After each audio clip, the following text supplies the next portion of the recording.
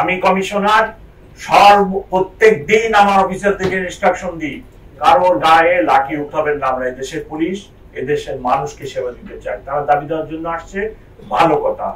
ঢাকা মহানগরীতে অপরাধ বর্তমানে খুবই নিয়ন্ত্রণে এবং সন্তোষজনক পর্যায়ে।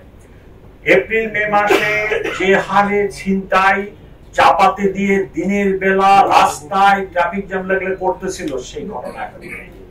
মোহাম্মদপুরের অবস্থারও ব্যাপক উন্নতি ঘটেছে। একটি হলো অপরাধের জগৎ অংশ, আর একটি হলো আইন শৃঙ্খলা।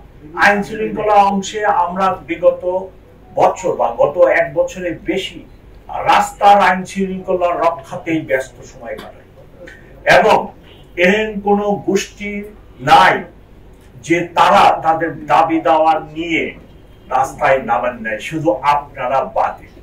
সো আইন শৃঙ্খলার পরিস্থিতি, রাস্তার আইন শৃঙ্খলার পরিস্থিতি, ঢাকা মেট্রোপলিটন পুলিশ কোন মারণাস্ত্র ব্যবহার অথবা ইভেন লাঠি পেটা ব্যতীত রেখেই আমরা নিয়ন্ত্রণ করতে সক্ষম হয়েছি।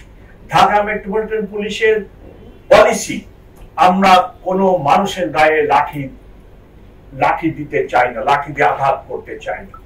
আমি কমিশনার প্রত্যেক দিন আমার অফিসারদেরকে ইনস্ট্রাকশন দিই, কারোর গায়ে লাঠি উঠাবেন না। আমরা এদেশের পুলিশ, এদেশের মানুষকে সেবা দিতে চাই। তারা দাবি দেওয়ার জন্য আসছে, ভালো কথা। বুঝিয়ে সরকারের সাথে আলোচনা করে নিতান্তই আমি, আপনারা দেখছেন দুইটি টিচারদের ঘটনায়, আমি শুধু পানির ব্যবহার করছি, সাউন্ড গ্রেড ব্যবহার করছি, তারা টিচার গায়ে হাত দেওয়া যাবে না। টিচার না হলেও কোনো মানুষের গায়ে হাত দেওয়ার পলিসি আমাদের মেট্রোপলিটন পুলিশের, ঢাকা মেট্রোপলিটন পুলিশের পলিসিতেই এখন নাই। আমরা কারোর গায়ে হাত দিতে চাই না।